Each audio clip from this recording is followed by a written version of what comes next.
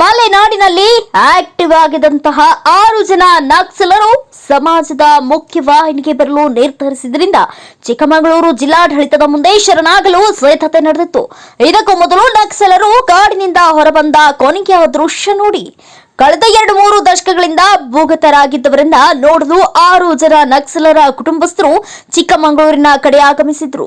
ಅಂದುಕೊಂಡಂತೆ ಆಗಿದ್ರೆ ಮಧ್ಯಾಹ್ನ 12 ಗಂಟೆ ಅಷ್ಟೊತ್ತಿಗೆ ಚಿಕ್ಕಮಗಳೂರು ಜಿಲ್ಲಾಧಿಕಾರಿ ಕಚೇರಿಗೆ ನಕ್ಸಲರು ಹಾಜರಾಗಬೇಕಿತ್ತು. ಹೀಗಾಗಿ ಎಸ್ಪಿ, ಡಿಸಿ ಕಚೇರಿ, ಪ್ರವಾಸಿ ಮಂದಿರ ಸುತ್ತಮುತ್ತ ಬಿಗಿ ಪೊಲೀಸ್ ಬಂದೋಬಸ್ತ್ ಕೈಗೊಳ್ಳಲಾಗಿತ್ತು.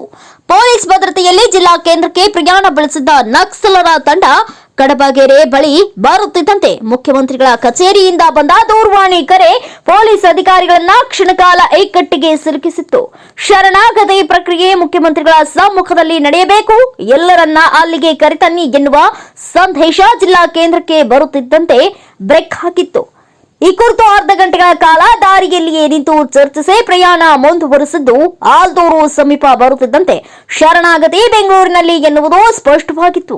ಐತಿಹಾಸಿಕ ಕ್ಷಣಕ್ಕೆ ಸಾಕ್ಷಿಯಾಗಬೇಕಾಗಿದ್ದ ಪ್ರವಾಸಿ ಮಂದಿರ ಆವರಣದಲ್ಲಿ ಕ್ಷಣ ಮಾತ್ರಕ್ಕೆ ಮೌನ ಆವರಿಸಿ ಬೇಕು ಎನ್ನತೊಡಗಿತ್ತು. ಬೆಳಗಿನಿಂದ ಕಾದಿದ್ದ ಪೊಲೀಸರು ನಿಟ್ಟುಸಿರು ಬಿಟ್ಟು ತೆರಳಿದ್ರು. ಈ ನಡುವೆ ನಕ್ಸಲರು ಪೊಲೀಸ್ ಬಿಗಿ ಭದ್ರತೆಯಲ್ಲಿ ಬೆಂಗಳೂರಿನತ್ತ ಪ್ರಯಾಣ ಬೆಳೆಸಿದ್ರು. ಇತ್ತ ದಶಕಗಳ ನಂತರ ತಮ್ಮ ಕುಟುಂಬಸ್ಥರ ನೋಡಲು ಬಂದವರು ಪ್ರಗತಿಪರರು ಗೊಣಗುತ್ತಾ ಬೆಂಗಳೂರಿನ ಕಡೆ ಮುಖ ಮಾಡಿದ್ರು. ಒಟ್ಟಿನಲ್ಲಿ ದಶಕಗಳಿಂದ ಮಲೆನಾಡಿನ ದಟ್ಟ ಕಾಡಿನಲ್ಲಿ ಆಕ್ಟಿವ್ ಆಗಿದ್ದ ನಕ್ಸಲಿಸಂ ಇವತ್ತಿಗೆ ಕೊನೆಗೊಂಡಿದ್ದು, ನಕ್ಸಲರು ಇಟ್ಟಿದ್ದ ಬೇಡಿಕೆಗಳನ್ನ ಸರ್ಕಾರ ಈಡೇರಿಸುತ್ತಾ ಕಾತು ನೋಡಬೇಕಿದೆ. ಮೂರ್ತಿ, NKS TV 4 ನ್ಯೂಸ್, ಬೆಂಗಳೂರು.